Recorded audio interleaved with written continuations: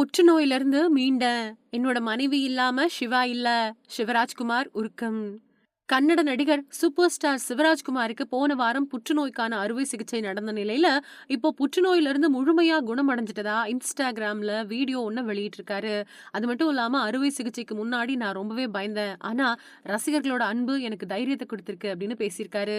கன்னட திரைப்பட நடிகரான சிவராஜ்குமார், ரஜினி நடிச்ச ஜெயிலர் படத்துல அவரோட நண்பரா நடிச்சிருந்தாரு. அதே மாதிரி கேப்டன் மில்லர் படத்துலயும் நடிச்சு தமிழ் ரசிகர்கள் மத்தியில பரிச்சயமானாரு.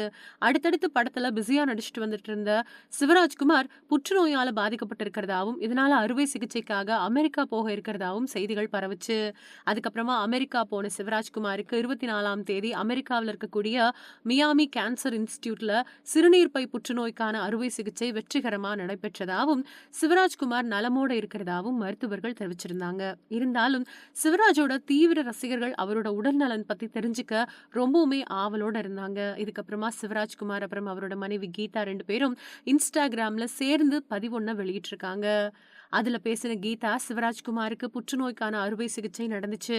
இப்போ அவரு புற்றுநோயிலிருந்து மீண்டிருக்காரு. உங்களோட அனைவரோட பிரார்த்தனையால தான் அவர் மீண்டிருக்காரு.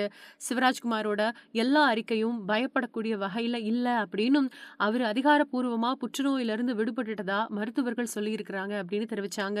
இத தொடர்ந்து பேசின சிவராஜ்குமார், நான் அமெரிக்காவுக்கு வரும்போது கொஞ்சம் உணர்ச்சி வசப்பட்டுட்டேன்.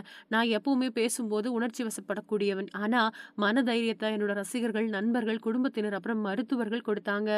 அவங்க கொடுத்த தைரியத்தால நான் நிம்மதியா இருந்தேன். இந்த கடுமையான நேரத்துல என்னோட மனைவி கீதா எனக்கு பக்கபலமா இருந்தா.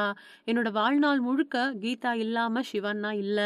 இந்த அன்பு வேற யார்கிட்ட இருந்து எனக்கு கிடைக்குமா அப்படின்னு எனக்கு தெரியாது. அதே மாதிரி பொண்ணு நிவேதிதா எப்பவுமே என் பக்கத்திலேயே இருந்து என்ன கவனிச்சுக்கிட்டா.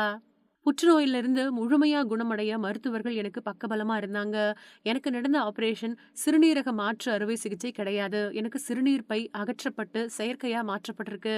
எனக்கு ஆபரேஷன் நடந்துச்சு அப்படின்னு சொன்னா எல்லாரும் கவலைப்படலாம் அப்படின்னு நினைச்சோம். அதனால தான் அத பத்தி சொல்லாம கவலைய எங்களுக்குள்ளேயே வச்சிருக்க முடிவு பண்ணோம். இப்ப நான் ரொம்பவே நலமா இருக்கேன். ஜனவரி கடைசி வாரத்துல நான் இந்தியா திரும்பி வந்துருவேன்.